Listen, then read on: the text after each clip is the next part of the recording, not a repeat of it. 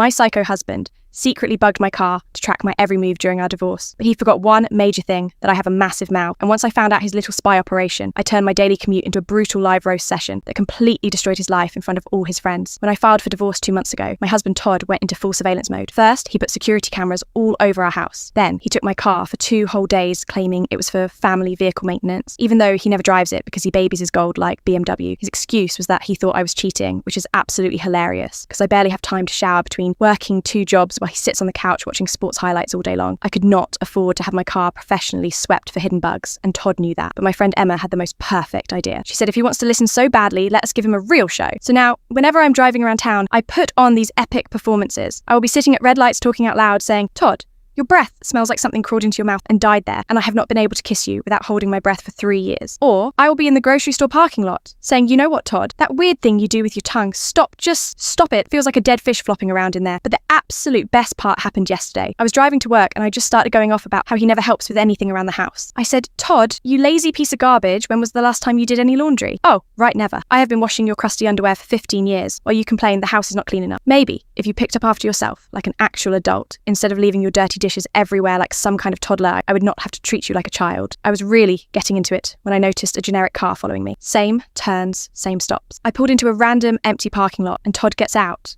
looking absolutely furious and red-faced. Apparently, he was not just listening through hidden bugs, he was physically stalking me around town like some kind of deranged criminal. He started yelling about how embarrassing it was that I was broadcasting our private family business to the open air. I rolled down my window and said, "Oh, Todd, you have not heard anything yet, because tomorrow I am planning to discuss that weird rash you refused to see a doctor about, and how you have not been able to satisfy a woman since the first Bush was president." The next day, I really went all out. I started talking about how he cries during action movies, how he asked me to cut his food for him until he was 35, and how he once got lost in our own neighbourhood and had to call me to come find him. That afternoon, Todd called me, begging me to stop the car shows. Apparently, he had been listening to my car commentary while playing poker with his buddies, and they were all cracking up laughing at him. His friend Mike kept asking when the next episode was coming out, but I was not done. The next morning, I started in on his toxic family. I said, "Todd, your mother treats me like hired help, but cannot even remember to flush her own toilet when she visits. And your brother, who thinks he's so successful, borrowed $300 from us last Christmas and spent it all on lottery, scratch-off tickets." Todd showed up at my workplace that day, looking completely defeated. He begged me to just talk to him normally instead of using the car as my personal roast session. But here's the thing, for 15 years, I tried talking to him normally, and he never listened to a single word. Now that he has no choice but to hear me, suddenly he wants to communicate. I told him, fine, I will stop the car shows on one condition. He had to remove every single bug and camera from our house and car and sign a legal paper admitting he put them there. He actually did it,